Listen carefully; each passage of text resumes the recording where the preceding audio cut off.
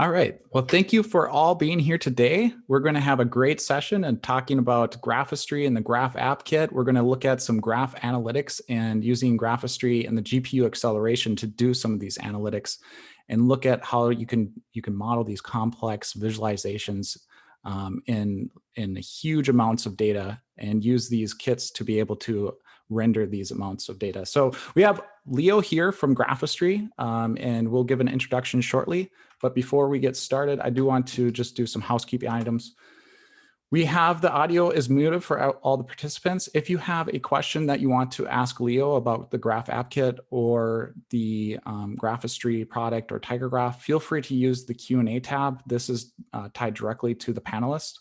We'll answer your questions in real time through some of the folks that are on the panelist side. And we'll save some of the Q&A for the end if we want to do a deep dive and you have a technical question. This webinar is also recorded and it will be emailed to you. So all of the slides that you see today, along with this video, will be accessible. And so you can rerun through it and have all the slides available if you want to dive deeper. If you have any issues, feel free to let us know in the chat. And we'll try to address those if you have some issues with Zoom. Use the chat if you want to talk to all participants or just ask general questions. And with that, we're going to pass it over to Leo. And thank you so much for being here.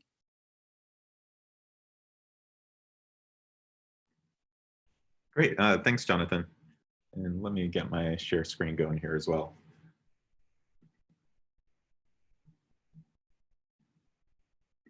Great. Now, folks should be seeing my screen.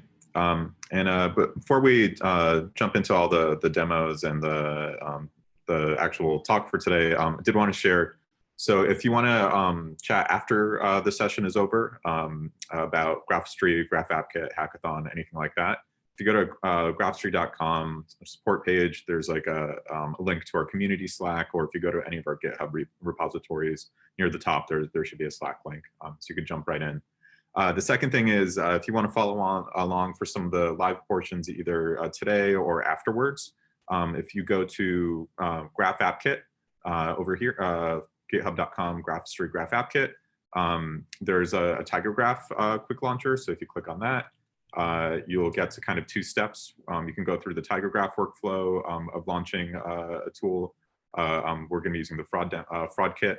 And then you also do the one-click launcher for Graphistry for GraphAppKit. So I actually just went through that flow. It's just a cloud formation template. So you just click in and you basically pick your region.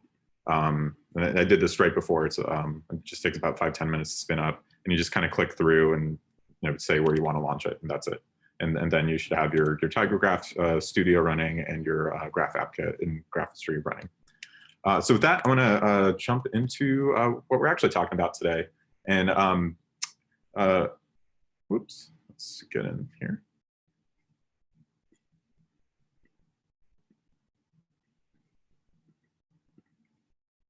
Let's go full screen. Here we go. Oops. Second. Apparently, I will not be able to see Zoom and this at the same time, but that's okay. Yeah, so as Jonathan said, if you have questions during the talk, share them in the Zoom, and then for afterwards, I highly recommend either our Slack channel or TigerGraph's Discord. So today, hello, I'm Leo Murovich, the founder and CEO over at Graphistry. Today I'll be talking about low coding and no coding GPU accelerated visual graph analytics. So thank you for stopping by. And particularly I want to talk about a few topics here. One is I just want to talk a little bit about when we're what we're talking about when we talk about graph, and especially the visual analytics side and where that fits in, especially with Graphistry and the technology we do. And then in terms of what we're the actual technology there, there's three parts I want to discuss. One is the maturing of the technology to enable no code. And so questions like if somebody wants to self-serve, they have a CSV or a database, and 10 seconds later, they want to be exploring the relationships, kind of where the state of the art is today and kind of what that enables.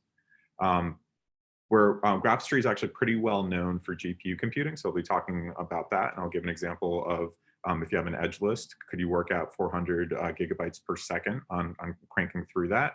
And then finally, for providing more point and click purpose-built tools, which often ends up being important for going broader in an organization, introduce GraphAppKit, and which actually we'll be working with TigerGraph on that one and a few other partners. So quick background on Graphistry itself. So Graphistry, we focus on the investigation process. We talk about 100x investigations. Our users come from all over the place, basically anybody who has event or graph data. So that might be security analysts, fraud analysts, people doing customer 360 product analytics, geneticists, and they may be experts in Graph, they may be new to Graph. They definitely want to see their data, and they're interested in our use of GPUs to do that. And then as they advance, they might want to use our automation. I'll talk a bit about that. And kind of a recent thing, we were actually recently awarded a Gartner Cool Vendor, so I'm going to thank our users for actually helping with awareness and things for that. So you already saw me launch GraphAppKit or kind of walk through most of that process. So we'll get back to that later in the talk. And so I'm gonna dive in now into why are we even here? I think there's a lot of the folks here were probably brought in by different words. So maybe they're interested in identity graphs or high dimensional data or dimensionality reductions or event analytics or neural search or hypergraphs or GPUs, like all this stuff. But ultimately, it comes down to looking at relationships in your data and how we work with them. And kind of one way that on the left here that I've been starting to think about like why this is happening is I think there's just the nature of data has been maturing and changing. So one sense, people like to talk about getting more data. I think there's important aspects of what that actually means. So one aspect is like we're getting the same data as before, but we're just getting like, let's say we're logging stuff, we're just getting more logs, right? Like more events over time. And then all of a sudden, let's say it's a user log, we can now talk about the user journey. We just have more of that journey recorded or more users for that. And so we actually, it's the same table, but it's just longer and more for that same user. So that notion of journey might be, we're looking, maybe we have the same amount of data for that user, but all of a sudden, as we add more telemetry to our stack, we're getting more metadata. Like maybe we're learning about their preferences, we're learning more about where they are. In fraud, that might be fingerprints for us figuring out like, are there patterns to that person? And then so often then we start hearing words like correlation and wide data. And then of course, just as basically software is eating the world, and as everything gets digitized and we're adding more sophistication to our technologies, we just get more data tables. And in that case, we're explicitly hopping between tables and trying to look at relationships across tables. And so in all those cases, we want to start understanding more than something like a bar chart. Like, so I'm talking about a journey or a correlation or hopping between tables. I can't just take a look, let's say the payment dimension or the time dimension of some data and then get the answer. The relationship is often across these. And so as some examples, maybe I'm an IT analyst who wants to understand my assets, but most importantly, the dependencies across them. And maybe if I'm a fintech person, it's not actually digital assets, but it might be companies or people going between companies. And importantly, it's not just static, but maybe dynamic trades of those things. Maybe we are looking at the digital users, but now instead of being internal, they might be our customers or our users or our patients. And we want to know their journey. And so I think in all these cases, there's basically these notions, events and entities, and we want to kind of understand the relationships and work across them. And so the graph, when we're working with this graph stuff, especially when we're in the human in the loop tier, like Graphistry focuses on, we think of a few things that we want to help people do. One is just understanding all that stuff, and which might be media insights, might be the ability to explore and kind of find it for themselves for their specific case.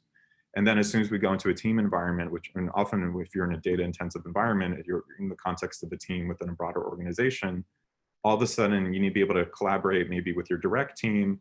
Maybe you want to share with teams who you're enabling. Maybe you're like a tier 2 analyst enabling a sales team or something, or a tier 1 team. And then also even for yourself, you just want to go faster because you have to do this stuff a lot. So I'm happy that we're doing this with the Tiger Graph community today. And I think a perspective that might be good for folks here is a lot of folks are probably getting started with graph data, or their organizations getting started with graph data. And one perspective that I've been starting to get a lot is, and especially for why visual tools matter, is basically it both improves the ROI of the project you're doing, but it actually also eliminates risks around the project you're doing. So in terms of the kind of return on investment, basically you can kind of you can get better results. Like you can actually see your data, you can iterate faster to kind of get better to that right solution. And when you do have that solution, instead of it just being for yourself or your immediate team, you can actually get more of the folks in your team involved, and actually more folks in your organization, because all of a sudden you can have point and click solutions, point and click insights. For the same token, if you don't do that, all of a sudden you risk your solution getting siloed, your solution never getting there, all those kinds of things that if you're doing, like a 1 month, 6 month, $1,000 investment, $1 million investment, like those are things that you start to have to think about, because it's your reputation on the line here. So where Graphistry fits into this stuff, we're a full platform for exploring relationships across your data sources. So what that means is we generally work with different kinds of users, and I'll be touching on those in the demos today. Sometimes it's just a regular analyst trying to self-serve for themselves or their immediate team. So you don't want to have a data scientist or developer or anybody that in your way. Sometimes you are that data scientist and you want to go deeper into the code, and then you want to self-serve, but you want to do something like a Jupyter notebook. And sometimes maybe you're a data engineer or developer, and you're looking at all that cool stuff that the really deep analysts are doing or the data scientists are doing, and you're trying to figure out, how do I package that up and enable other folks to kind of do the same thing or do it more quickly without all those edge cases. And so what you'll kind of see for the patterns for the demos today is basically there's some data source. Maybe it's a Graphy already, like Tiger Graph, which kind of enables kind of moving more quickly for some of these graph steps. Sometimes it's not. It might be like Splunk. We do a lot of like log analytics where we have to help people view that tabular data or event data as graphs. And then once we have that, and because we're not the database, we're just kind of that exploration tier, we'll help folks quickly turn it into graphs, slice and dice it, explore it. Well, in the middle of the session today, I'll talk about using GPUs to make that faster, and then different ways of automating that. So if you're doing an investigation, could you record it in once and then replay it the next time you have to do it? So all of that will make a little bit more sense. And I think to make it very concrete, I always like working via demos. And so I want to go through an example with one of our users, Jeff, who's from social forensics. And he for background on him and social forensics, he looks into the use of social media for often he's in the news for finding social media manipulation for by nation states, by political parties, things like that. And then but he also just has funds, and sometimes for business, for marketing purposes, things like that. So the example I'm going to kind of kick off with here is a couple of years ago, he had an interesting exchange with David Schwartz, the CTO of Ripple. You might not be familiar with Ripple, but you're probably familiar with Bitcoin and cryptocurrency. So for a long time, Ripple was the #3 cryptocurrency. Now it's about #7. So it's kind of like it's a pretty big one. Like I think it's like $20 billion in assets going through it, something like that. And so and he noticed, and Jeff noticed, that there's a lot of strange activity online and social media around Ripple, and that might have suggested some funny market manipulation, pump and dump type of activities. And so he made a bet with David, which says, if I can prove these fake bot accounts exist, then you'll change your profile image to a robot. And then David, as part of kind of like looking at what was going on, is like, he was unsure what was going on, but he said, yeah, as long as it's really cool, I'm in. And so I'm gonna kind of share kind of that experience that he was having. So let's jump into the demo here. Oops. Okay, so for that first demo, kind of a little lost in tabs here. So one of the cool things that we're using launching Graphistry is the ability to just upload files. So for example, if you have, even if it's actually not even like a graph, if it's just like a CSV of some table, you can kind of just drop them in and they'll go. I actually had preloaded it ahead of time, so we can just go directly. So let's do that. So you just kind of pick which columns you want to use as nodes and edges. And in this case, we're using Twitter addresses. And then so for Jeff's investigation, he's looking at, for example, for this account, which he's centering his analysis on, he wanted to answer who was he influencing in the XRP community or the Ripple community. Just to give a sense of it, if we looked at it as a data table, oops, demo gods are not with me here. Imagine like if I loaded up a giant CSV or a giant Excel file, I wouldn't really know what's going on in that community. But all of a sudden, when I drop it in, I actually start to see a bit of structure and things like that. Oops, I think I need to reload this 1 second. The joys of live demos. Worst case, we'll switch to slides, but it's always fun to do the slide. So let's see. So yeah, so what we're going to be looking at here is one of the accounts in that Ripple community. We loaded in about, and it's an influential account. So we're going to be looking at about 39,000 accounts around it. And then for those 39,000 accounts, kind of where Graphistry starts to get interesting is we're going to be looking at about oops, I'll do one more go, and if not, we'll switch back to regular mode. And then we're going to be looking at about 100,000 relationships around it. That's unfortunate.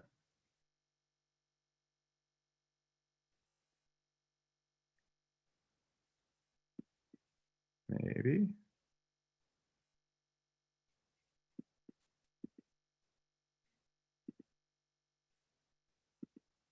Okay, cool. All right. I think I just have slow internet today or something. Okay, so we're looking at that account and all those relationships around it. And so I wanted to highlight a few things here. And so when he's investing in this account, there are lots of different ways that an analyst might look at data. Oops. Yeah, okay. I don't want to go, I don't want to kind of eat the demo with this here. There are a few ways that somebody like Jeff would look at the data. And so what you're seeing on the top is kind of that same network mapped out of the Ripple community. And then on the bottom, all we did was for some of the dimensions of those CSV files, we had kind of like the languages of those users, and then did they ever talk about Ripple and their profile. And that's actually enough to already start to get some interesting perspectives on the data. So for example, if we just want to understand that community, if we look at the having Ripple in their bio, we see on the top region, it's kind of like almost like a weather map, right? Like for, I don't know if there's like maybe a quarter or so that the accounts are into Ripple. And then interestingly for that account, a big chunk of them, if we look at this bar chart here, about 28,000 of those 40,000 accounts are in Japanese. And so if you look at that account, that's not surprising, it's a Japanese language user. So we know it's Ripple is big in Japan, especially around, and that's kind of that community we're looking at. What's a little stranger is when we zoomed in, we saw that a lot of these accounts are just kind of like numbers or these like random words with numbers. And very quickly you got a sense that not only was it Japanese Ripple users, but likely like Japanese bots, or we like to say inauthentic, because there might be a person kind of controlling multiple of them, but it's inauthentic behavior. And as Jeff kind of dug deeper, it got pretty interesting, like what is going on between the Ripple Corporation and the Japanese community, and found that actually one of the big funders of Ripple is actually SBI Holdings. They have they're making some investment bets there, and it's kind of like interesting thing to explore. And so from a market manipulation perspective, it's kind of, there are interesting questions there. I'm not making any claims, but it's worth looking at. But what I do want to point out was that when he went a bit further and he was just trying to characterize each chunk of that community, he noticed on the bottom, one of the chunks was in Arabic. And so this is a very interesting bilingual phenomena going on, which is somebody, this giant Gox account is talking a lot about Ripple in Japanese, yet there's thousands of accounts on the bottom that are primarily Arabic speaking and yet following this Japanese account. And then when you zoomed in, you actually see that pattern again, where again, it's like these like random letters and numbers, which is kind of these generated account names. So very, and then there's other, by looking at the structure, by looking at other behavior, Jeff was able to kind of say these are probably also inauthentic. Like, you know, they're tweeting every 10 minutes, that kind of strange phenomenon. And so sounds like Jeff's winning his bet so far.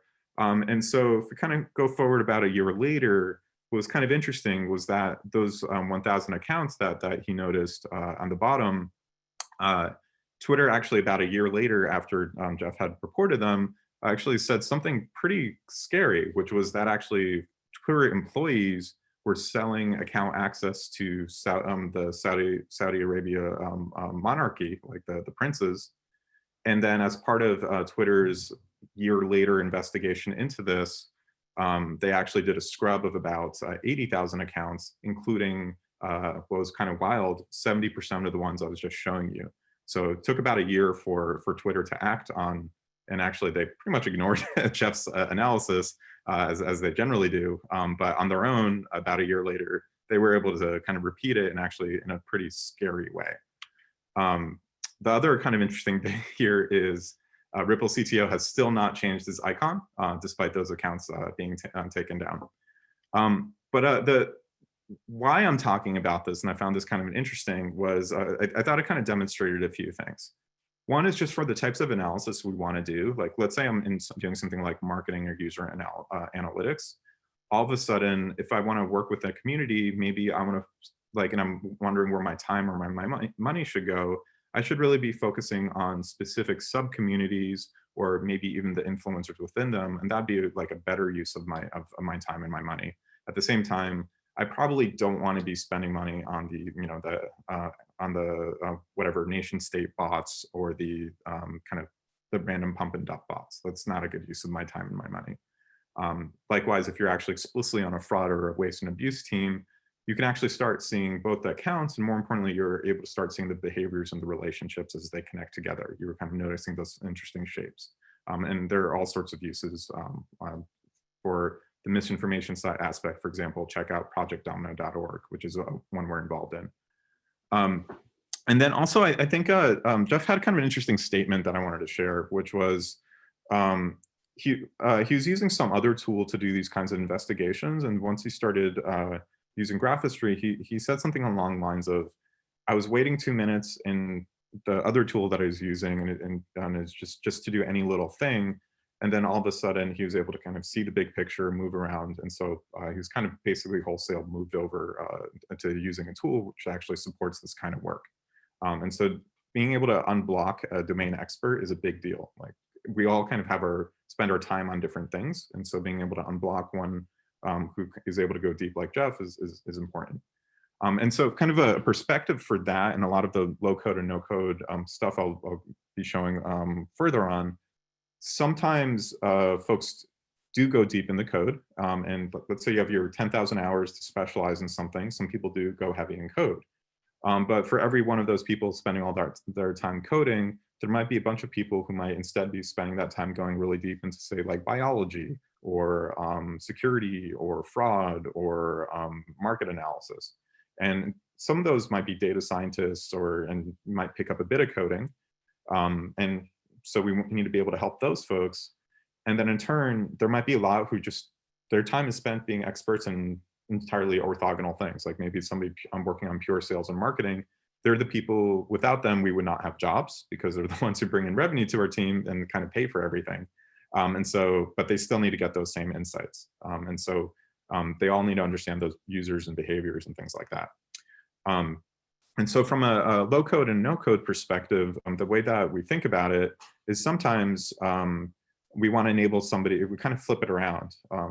Sometimes when we think of somebody like Jeff, like, you know, we want to help him with self-serving, so make sure he can be productive on his own.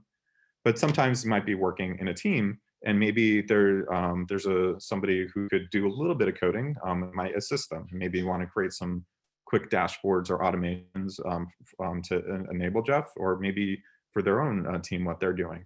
And then finally, sometimes there might actually be like a full-on developer data engineer involved, and maybe there's like a full application.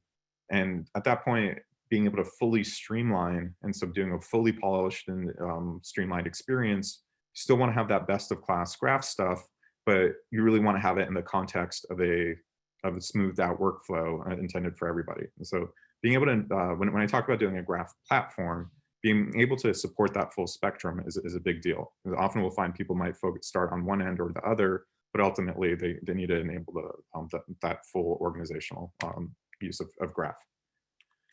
So with that, I want to kind of flip over. I'm going to highlight something a little interesting here. When I was showing this graph, it wasn't actually running entirely in the browser. When you're seeing this, we might be rendering it in the browser, but when we're doing something like running the analytics or clustering or something like that, that's actually, well, if the demo gods were with me, that's actually running in a server and streaming in, and that actually lets us work.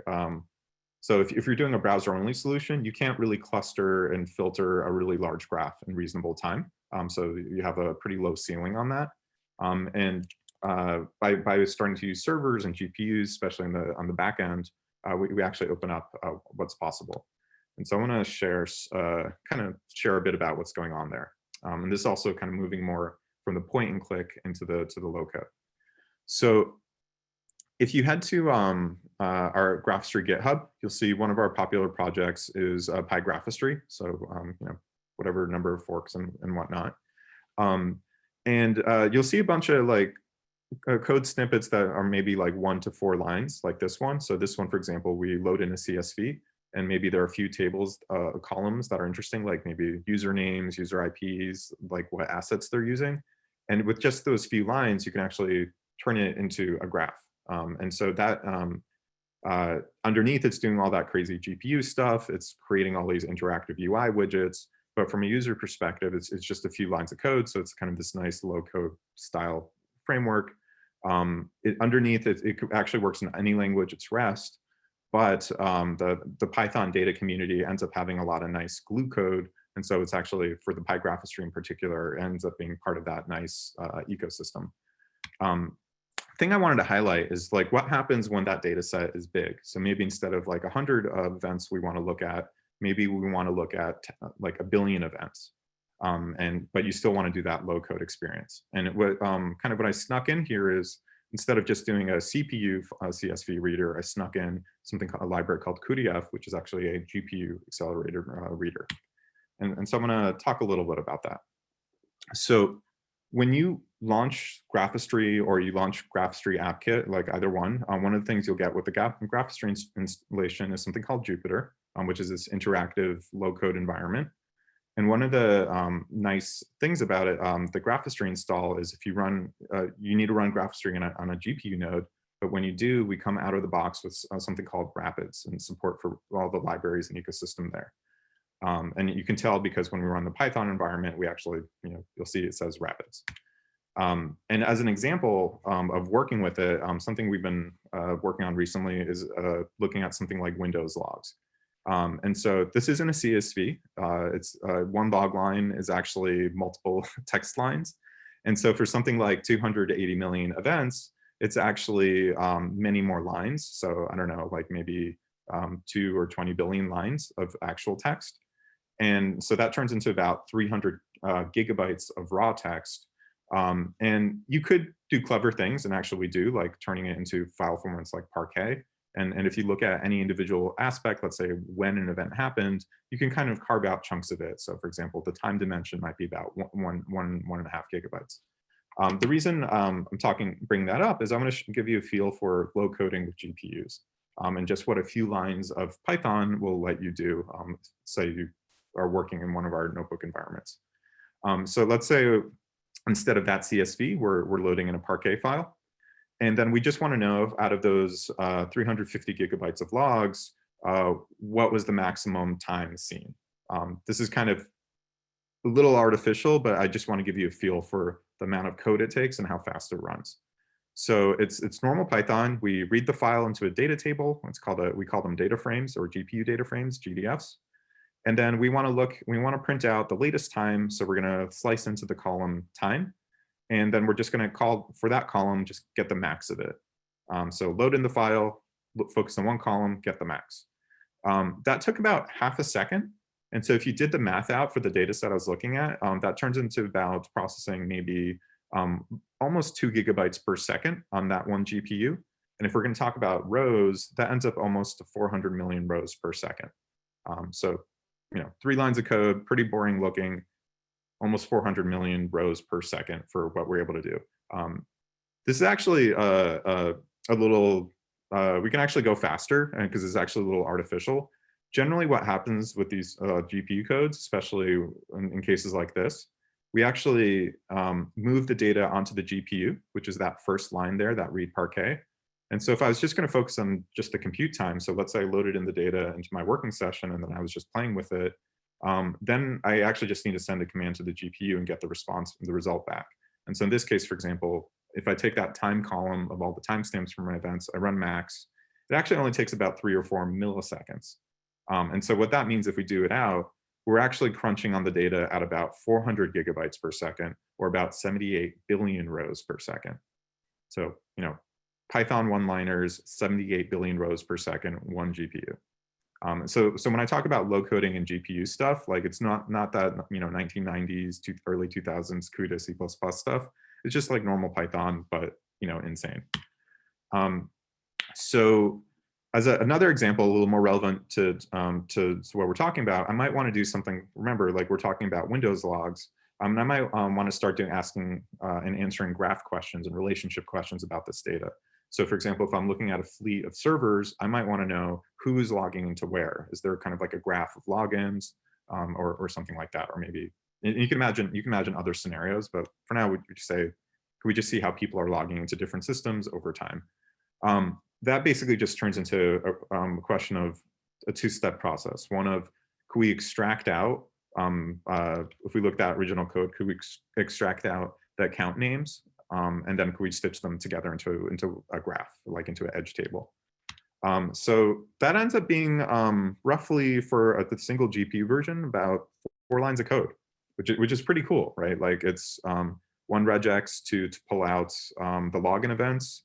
We filter down to that, and then once we do another regex to say, hey, for the raw text column, let's pull out the source address and the computer name, and that'll just kind of create our kind of nice typed columns of like the source, like where somebody's logging in from, and then where they're logging into, and then we have our table with the login events, the type of the login event, and from where to. And that's our edge table. All you had to know was regex, which is, and yeah, underneath what's going on is we're running at about 25 gigabytes per second, or about 25 million rows per second. So that's pretty incredible. So I just want to pause. We can actually go faster. So without requiring, like, we can go on a single server and write fairly similar code. So we switched to something called Dask instead of just QDF. It changes a little bit. With that same amount of code, we're going to actually take our 8 we're going to run a server, and then instead of having 1 GPU, you can just one-click launch a computer with 8 GPUs, and Graphistry will happily like auto-connect to them. And then when we run that code, you'll see that we automatically, at around 80% to 92%, we're saturating what those GPUs can do for that, basically that same code, that regex and whatever. Reality is, at that point, things kind of start going a little sideways for optimization. So we're actually running about 100 times slower than we're really targeting. And so for that, what I encourage you is that we're actually going to have a talk in about a month or so, a month and a half at GTC. So sign up for, register on our site or to hear about that, or register directly at GTC. What I do want to say around that is, just conceptually for what's going on. So just ignoring the code for, if you just want to work with GPUs and graphs, just kind of what the numbers are. Um, when you have a storage node, those storage nodes are actually pretty parallel nowadays. So you can actually read from them in parallel. So if you have, let's say, terabytes and terabytes of storage, you can probably now, by having them parallel, read from them at around 120 gigabytes per second. And then from the GPU side, well, actually, you can probably even read them faster. But like from just one GPU node with maybe multiple GPUs on them, it's actually reasonable nowadays to connect them in and read them in at about 120 gigabytes per second. Once it hits the GPU and you're doing all in-memory GPU stuff, one GPU, like a high-end one, would have about 40 gigabytes of memory. So maybe one big graph or a bunch of little graphs. Or if you have, like, you are trying to do these massive log analysis, we can actually, very often we can actually just fit all of it into one. Or if you have multiple analysts, we need to kind of page them in and out at that 120 gigabytes per second. But like, hopefully you're getting a sense of like, wow, I could write, these like little Python codes and run at these rates. So, which should be a little intimidating, a little exciting. I want to kind of pause a second, kind of acknowledging we're all in this crazy pandemic, or some of us are getting out. And I just went through a lot of kind of interesting but deep technical stuff. And so I want to switch gears a bit and kind of talk a bit about GraphAppKit, which is about how do we do a lot of that stuff, but in an approachable way that we can kind of quickly, do a weekend project, or a hackathon project, and kind of go from a cool idea to something running. So if you go to Graphistry or the Graphistry GitHub and look at GraphAppKit, you'll see this guy. Before I go into like what the pieces are, I'm going to talk a little bit about why we're doing it. So Graphistry has been involved in a bunch of data projects at this point for all kinds of teams. And often what we'll find is like let's say somebody's starting with a database first. So like we're with the Graph Gurus. So let's say you're starting a Tiger Graph project. In practice, there's actually a lot you need to do. Like, you don't want to just you could put the data into the database, but then all of a sudden it's like, now what? Well, you have to do some analytics. How soon are you going to actually get to the point that there's a tool that somebody else on your team, or more importantly, somebody outside of your team, can use? And have to launch stuff. You have to make a UI. How do you do an automation? And what if people don't like the initial version? How do you iterate on that? All of a sudden, what should be simple feels like a big team effort. And after doing a lot of these projects, GraphAppKit kind of came out of both Graphistry, but also like our partner teams at Tiger Graph and other companies, like kind of our experience of like, what would the easy button be? Actually, the other part I want to emphasize here is there's part of the easy button is for us as people building the solution, but probably the more important easy button is for the end user. And so we might be really excited about what we're doing with graph stuff, because we kind of see the potential, and we kind of want to dig in and kind of go deep on it. But then let's say we're working with somebody who is just trying to work through a security incident, or they're just trying to understand customers so they can help your company, make payroll, that kind of stuff. They as an end user, they just want the easy button for graph. They just want to go somewhere, click a few things, get the insight, and move on to that next burning thing. And so GraphAppKit is about both delivering those kinds of easy button solutions, but also for us as folks building them, making it a lot easier. So GraphAppKit does a few things. One is we're spending time on different kinds of quick launchers. So right now it's mostly geared for Amazon. So there's a few templates where you can kind of quick launch a stack. You can actually also self-host a lot of it directly via Docker, which is what in Docker Compose. But if you don't want to worry about that, just quick launch. We're focusing on different popular data connectors. So this is a lot of stuff you might see in PyGraphistry. We're adding into GraphAppKit. So we have an example of, for example, working with Tiger Graph.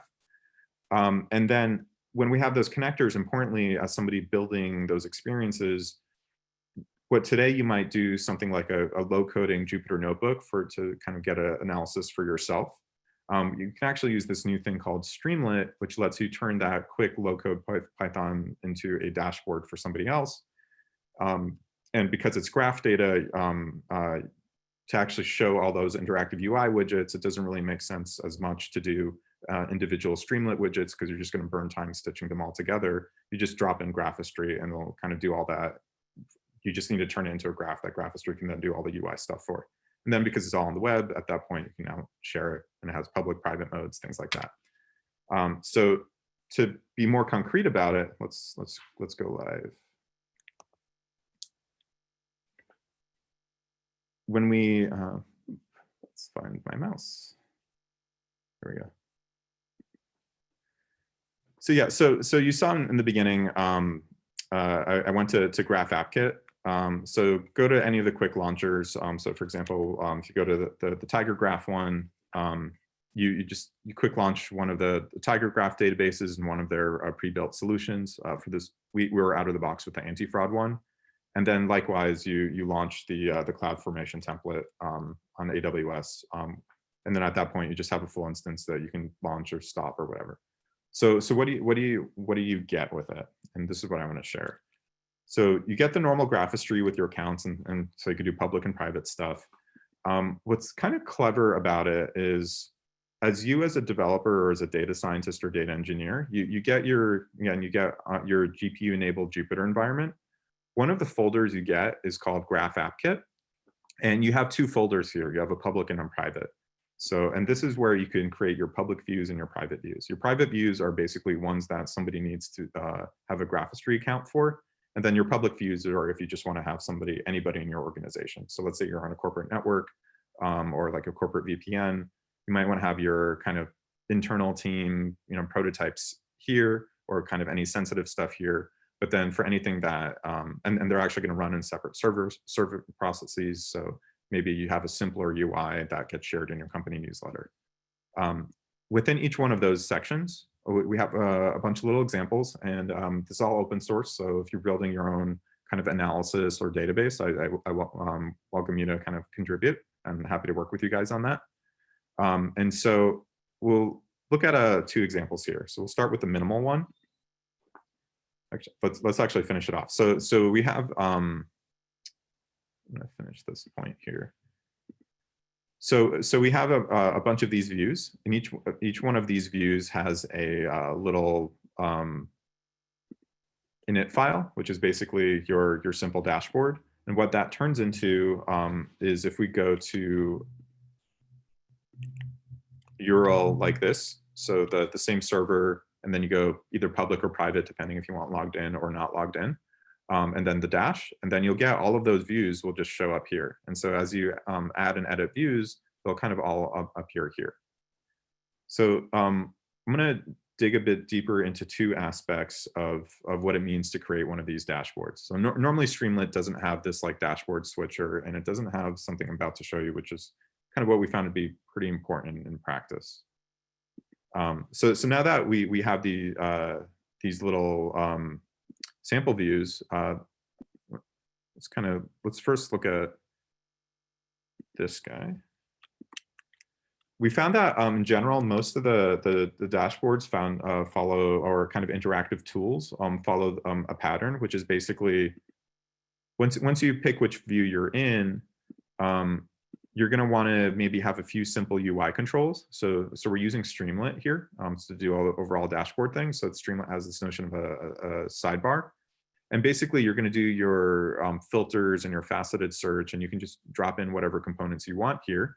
GraphAppKit will actually help you make them URL parameters. So we kind of have that built in out of the box. But the important thing is the pattern that we see is a user will do these queries. This will push down to a system, let's say like to Tiger Graph with some custom query. Maybe when we get the result back, we'll do a bit of wrangling to turn it into a specific kind of graph, or like add icons and things like that. And then it'll load it into the regular, the full UI, working at time bars and things like that. Because we see that pattern of sidebar with filters, push down database query, visualization of the results so often, if you look at like I think, is it minimal? Is it simple? Yeah, if you look at the simple view and you look at the bottom, there's a run all, which kind of works through this pipeline that all of them basically do, which is basically we draw the sidebar, we get those filtered results back, I mean, we get the filter controls of like, which graph we're looking at. Let's pick actually a more concrete example. So one of the examples that we like here is FinCEN. So it's a look at correspondent banking reports between banks of where they flag different transactions between different banks. And so here, for example, we might want to do a customer like a bank 360. So what are all of the bank-to-bank transactions that are flagged that were involving Ross Bank? But I could just as easily want to pick a different bank, right? And so this is kind of a good example where like maybe if we're building out a quick compliance view, you want to have that simple control of which bank you want a 360 on, be able to have it pre-populated with some options, be able to pick it, and then when we pick it, for example, this Russian bank, we want to just get all that event data or whatever node and edge table, and then when it drops in, we want to have that full map with all those interactive controls just ready out of the box. So like for example, like an interactive and filterable like timeline. So when we do that from the perspective of this flow, hopefully makes a bit more sense where we show this workflow of like where you basically just copy these of, all right, let me populate my sidebar function. Whenever I get those UI controls back of which bank we're looking at, for example, we run the Tiger Graph queries or the visualization formatting stuff, get that data result, and then we actually draw that main area. By the main area, I mean send it to Graphistry for the actual what it actually looks like. Because I'm guessing a lot of folks here are really should be excited about Tiger Graph. You can actually do the same thing with Tiger Graph, and you can basically just drop in your credentials that you can get from your Tiger Graph Studio, and then do the same thing. If you want to go deeper, there's some Docker. Look at the instructions on GraphAppKit for. There should be a Tiger Graph page, and it tells you where in your install to set some passwords and things like that, and then how to just restart your server. So that should be pretty exciting for folks. I think maybe, I don't know, Jonathan, we should probably do like a dedicated GraphAppKit talk at some point where we actually build out an app, something like that. But hopefully that gives you a good sense of, one quick launch, using Jupyter notebooks online in a secure way to edit them, and then being able to share public and private dashboards, results of what you're working on. And again, if you want to contribute like examples of things you could do, like what are good Tiger Graph queries, or you have a new database or analysis you want to do, definitely welcome. Okay, so I went over a lot today. I'm hoping that was useful for folks. Kind of hopefully it makes a bit more sense now when we say we're kind of thinking about the graph era of visual analytics, like now that kind of the nature of data and data analysis is changing, why we want to focus a lot more on being able to handle the relationships in data. And it's not just being able to show them as a small graph as you might with the traditional JavaScript or the toolkit, but you actually want to have things like interactive controls, built-in machine learning. You want to have a GPU acceleration all the way into the server, all those kinds of things like collaboration deeper into the team. And so when we think about Graphistry for enabling looking at relationships in your data and kind of working with your ecosystem, hopefully get a sense of just how far that can go. In particular, I'm getting folks excited about the possibilities of doing no code for your graph analysis. We're really early here, like for that CSV uploader you saw, like I think we just released it like a few weeks ago, and we're already working on version 2 and version 3. So I think that's going to be really exciting and empowering for folks. Also early on our journey is we're the only, the first and the only true Rapids native visual analytics toolkit that's actually going all the way. There's some libraries going here, but nothing at the platform level. And we've actually just started our multi-GPU journey. So if you want to kind of get involved in that and follow us along as we enable folks there, definitely encourage that. It's pretty exciting. Our Slack channels is a great place to talk about that. And then our new effort for GraphAppKit, which is sort of helping folks when you're trying to share it not just for your immediate use, but actually starting to smooth out that journey of sharing it with your broader organization. We've been thinking a lot about that and working with the community on that. So I encourage you to kind of check that out. I do want to also check the GitHub repos for that. As a kind of housekeeping and the theme of Jonathan here, I do want to point out two things. One is we are running the with TigerGraph. We're running the Graph Web App Hackathon, and so it's about, I think, $15,000 in different kinds of prizes. We just want to see what you do, cool stuff. So even if you want to do a small thing and submit it, I actually encourage you to give it a shot. Like, who knows? I think the one of the cool awards is, even if you're not in it for the money or whatever, I think the results are actually going to be shared at a pretty big conference with over 100 companies being attended. So that should be able to get good visibility for things you're thinking about. Also, just a cool way to learn this stuff. On the flip side, for more the hardcore technology side and the deep technology, next month we're working with some collaborators on a talk over for NVIDIA's GTC conference, which is one of the top like AI events every year. And so you'll be able to see kind of where at Graphistry, we like to push the boundaries of what's possible with Graph. So you'll be able to kind of see kind of part two of the thing I was just showing. With that, I want to turn it back over to you, Jonathan. I don't know if there's anything you want to share here. Yeah. Let's just one last thing, and then we can move on to Q&A. So if you were looking to get started with TG Cloud, so the GraphAppKit, one of the first steps that was listed in that repository was starting your TigerGraph Cloud instance. We have a PyTigerGraph connector, and that's how it communicates with the GraphAppKit. And so if you want to get started with building your own GraphAppKit or just experimenting with TigerGraph, you can sign up for tgcloud.io, and it's you can spin up a free box, and you can get going in a few minutes. If you have questions or just trying to learn, I would point you at these two links. So learn.tigergraph.com. If you're getting started in TigerGraph, it's a great way to have a structured learning course, go through some of the courses in order for you to learn about the language or algorithms. It's a great place to go. Otherwise, you can always communicate with the community. So go to community.tigergraph.com. And any questions that you have, there's TigerGraph staff folks there all the time. There's other graph engineers, and they're answering questions left and right every day. I would say just in the last few days, there's 40 questions asked. So feel free to ask away in that form. The last part is that we have some questions that came up. So I can read them off here if that's okay, Leo. So we have, are there any quick start options for running Graphistry side of things in GCP instead of AWS? Yeah, so a few things going on here, and it's a new project, so go to our Slack and work with us.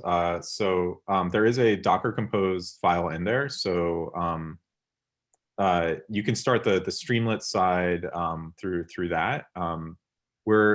I think the next step is actually going to be Azure. So we're going to be doing the Azure quick launches sometime, I think late March, early April. There's no real reason we can't do that with GCP either. That is just not as familiar to us. So I actually encourage you, if there's any pointers or you want to chat about that, let us know. So that's definitely the top 3 clouds are in our sites. All right, perfect. And if you have questions, feel free to ask more questions. We do have another one. Is the GraphAppKit also deployable on the TigerGraph Cloud? So you're using TigerGraph Cloud as the database, and it will interact with wherever your Graphistry server is running. And so Leo gave the instructions on how to quick launch that with AWS. And so wherever you want to point it to, you can use the cloud. The PyTigerGraph connector handles all of the communication between the cloud and the GraphAppKit. So all you have to do is enter your credentials for your cloud box, and then all of a sudden now you have access to visualize that data. So it's really up to you to explore how you want to visualize it, what queries you want to write. And there are a lot of settings in Graphistry to allow you to do a lot of filtering, time-based actions. We didn't even touch the tip of the iceberg in all of the features for Graphistry. So once you have data streaming in, you can start to play with some of those features, toggle around. If you like certain features, you can save them as defaults. And yeah, the great place to start for that is join the hackathon. Just go to devpost.com. If you search TigerGraph, it'll be showing up right there. And it's a great way to just play and join the community, and we'll all help you out. Graphistry will help you out, and TigerGraph will help you out.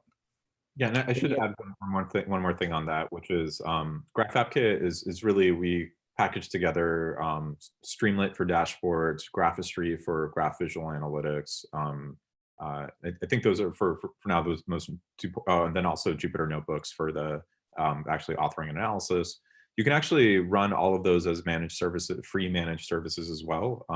So Notebooks you could run as Google Colab. Streamlit has their own community tier. Graphistry, you can actually, for public data and kind of non-sensitive data, just go to hub.graphistry.com and register for.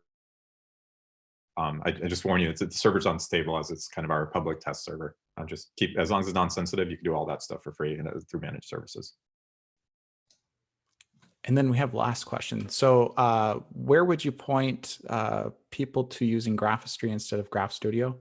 The thing that Graphistry really does is accelerate the visualizations by using GPUs.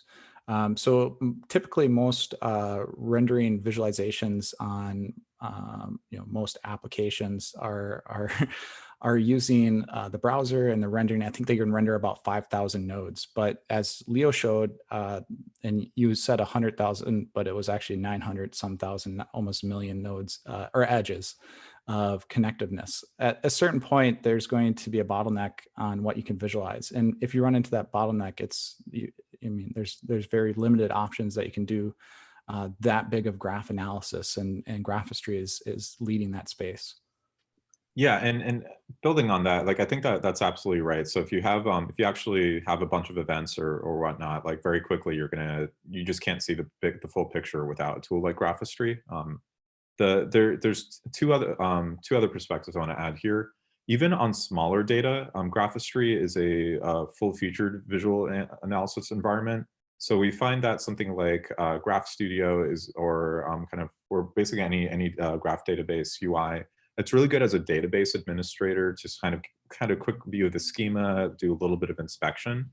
But as soon as you want to look at multiple dimensions of the data at the same time, like let's say you want to have a timeline and you want built-in filtering, things like that, even if it's a smaller data set, it's really hard. Like those are places where in the tabular world, you might use something like Tableau, but the graph world doesn't really have anything. That's why we built Graphistry.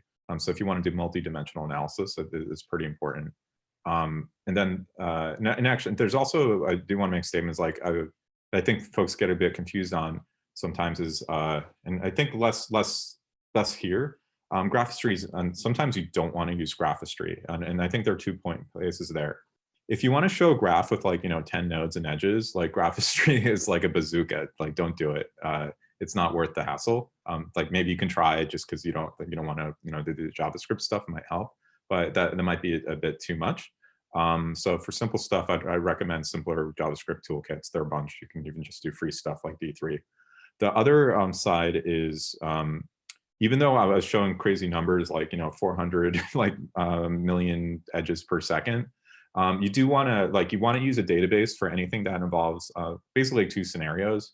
One is you actually need to store and persist the data. Just having a bunch of flat files running around your disk somewhere on it as a big hot mess is just not really good if you're kind of pulling in important data every day. And so at that point, it's really, you want to combine Graphistry with your database.